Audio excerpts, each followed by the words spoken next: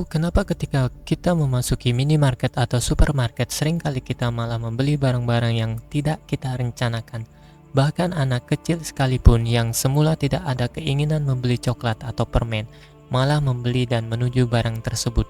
Ini ada kaitannya dengan penataan sebuah lingkungan minimarket serta melalui indera yang kita miliki mampu membentuk kebiasaan kita. Ingin tahu penjelasan kenapa itu bisa terjadi dan kenapa penataan barang minimarket dapat menginspirasi cara kita membentuk kebiasaan baik?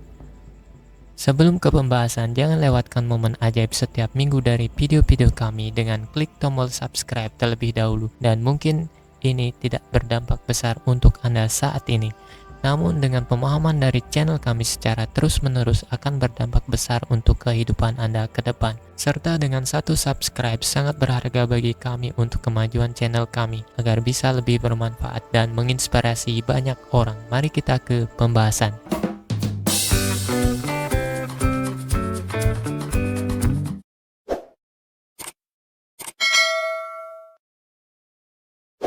Pada tahun 1952, ekonom Hawkins Stern menguraikan fenomena yang ia sebut suggestion impulse buying, yang terpicu ketika seorang pembelanja melihat sebuah produk untuk pertama kali dan merasakan memerlukannya.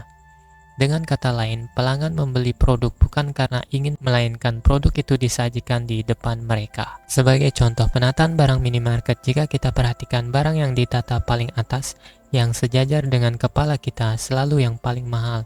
Yang paling bawah biasanya barang yang paling murah atau coklat dan permen.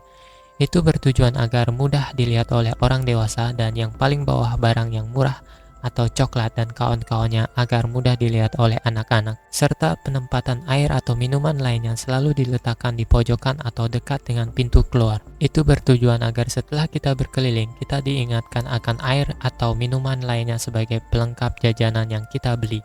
Dan masih banyak lagi seperti penempatan rokok di belakang kasir, penempatan coklat dan permen di bawah kasir. Semua penataan tersebut mendukung kita untuk membelinya karena produk itu disajikan di depan kita. Sama halnya seperti kita melihat sepotong kue di meja makan. Ketika kita melihatnya, selalu kita ingin memakannya. Ketika kita menonton TV atau bermain game, tersedia camilan di dekat kita. Sadar atau tanpa sadar, kita menyeret camilan tersebut dan memakannya. Sesungguhnya banyak aksi yang kita lakukan bukan karena dorongan, melainkan oleh pilihan yang paling terlihat. Setiap makhluk memiliki metodenya sendiri untuk merasakan dan memahami dunia. Seperti elang yang memiliki penglihatan yang jarak jauh, ular dapat menemukan jejak mangsanya melalui lidahnya yang sangat peka. Hiu dapat mendeteksi getaran kecil di dalam air yang disebabkan oleh ikan sekitar. Bahkan bakteri memiliki reseptor kemosensorik, sel-sel sensorik yang sangat kecil yang memungkinkan mereka mendeteksi bahan kimia yang beracun di lingkungan mereka. Pada manusia, indera diarahkan oleh sistem saraf sensorik. Kita merasakan dunia melalui fungsi panca indera seperti pendengaran, melihat,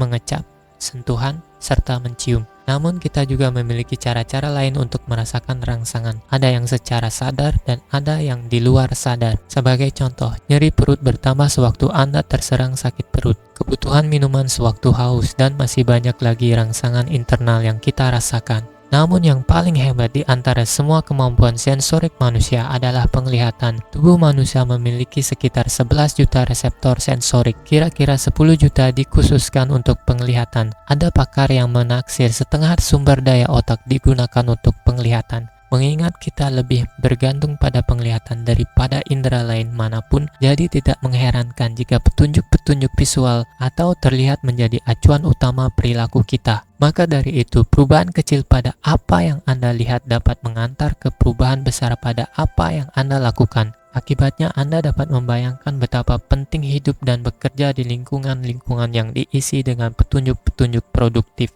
bukan petunjuk-petunjuk yang tidak produktif.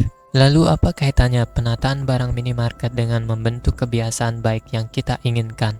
Jadi melalui pembahasan sebelumnya tentang rahasia penataan barang minimarket, kita bisa belajar bahwa kebiasaan kita membeli barang yang tidak terlalu dibutuhkan itu karena barang tersebut disajikan di depan mata kita sehingga muncul keinginan untuk membelinya. Maka dari itu, jika kita ingin membentuk kebiasaan baik atau menjadikan kebiasaan yang rutin seperti membaca buku, bermain gitar, rajin meminum air putih, Untuk itu, tata lingkungan Anda dan sajikan barang-barang tersebut di tempat yang mudah terlihat oleh mata kita serta mudah dijangkau. Contohnya, jika Anda ingin tidak malas membaca buku, taruh buku Anda di tempat santai atau dekat sofa yang mudah terlihat, maka secara otomatis keinginan Anda untuk membaca buku akan meningkat.